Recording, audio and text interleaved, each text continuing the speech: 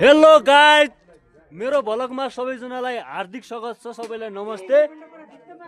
निकै छौ सबैजनालाई। अझ खप्तड त्रिवेणीमा आइरहेको छु म। खप्तड त्रिवेणीमा आज हाम्रो चाहिँ सहस्रलिङ्ग पूजापाठ पूजापाठ चाहिँ त्यहाँ सहस्रलिङ्गको त्यहाँ माथि छ त्यो मन्दिर पनि देखाउँछु एकछिन है।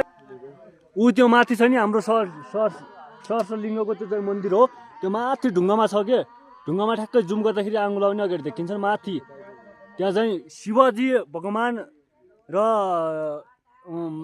भवानी माईको बसोबास गर्ने ठाउँ हो। एकदम सुन्दर र पवित्र ठाउँ छ। तलबाट धेरै पार गरेर आउने एउटा सहस्रलिङ्ग हो क्या। सयौं त्यो पाटनहरू त्योहरू सबभन्दा खप्तडको उचाइमा रहेको भगवान यति प्रसिद्ध ठाउँमा बसोबास गर्नु हुँदो रहेछ। हामीलाई खुसी लाग्यो भगवानलाई यहाँ पूजापाठ गर्दाखेरि।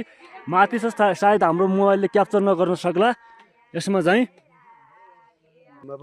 ल धरिदाई, यसमा के भन्ने विचार छ कि के छ कि हाम्रो बचाइमा छ भने यो हाम्रो सहस्रलिङ्ग हो। सयौं लिङ्गहरू, लिङ्ग भनेको सयौं डाँडाहरू काटेर आइसकेपछि यहाँ हाम्रो शिवले एउटा बास गरेको ठाउँ हो। यहाँ प्राय भन्ने गर्छन् पुर्खाले भनेको कुराहरू हो। हामीले त अब पुर्खाबाट नै सिक्ने हो। यो हाम्रो 5 भाइ पाण्डवहरू पनि बसेको ठाउँ हो यो, होइन। यो एउटा यत्रो पुरै मन्दिर त छैन, पुरै ढुङ्गा चट्टानभित्र बसेर बनाएको एउटा गुफा जस्तो मन्दिर हो यो हाम्रो। यहाँ चाहिँ तपाईँले आफ्नो इच्छा चाहनाहरू नपुरा भएको, होइन, जति कोसिस गर्दा पनि। यो महिना पनि भन्दैन, कुन महिना यस्तो चिसो छ नि, होइन। सेप्टेम्बर इन्डियाको 3 तारिक भयो, नेपालको चाहिँ कति भयो, 21 गते भयो। नेपालको चिसो छ, मौसम चाहिँ अलि लास्टै चिसो हो यहाँ, होइन। बरफ पनि पर्छ, यो पानी पनि आइरहेछ, मौसम पनि त्यस्तै छ आज। त्यो चाहिँ हामीले बस्ने चाहिँ के अरे धर्मशाला हो। धर्मशाला यतातिर हेर्नु पुरा भ्यू कस्तो भने एकदम चारै कुना हाउडो छ।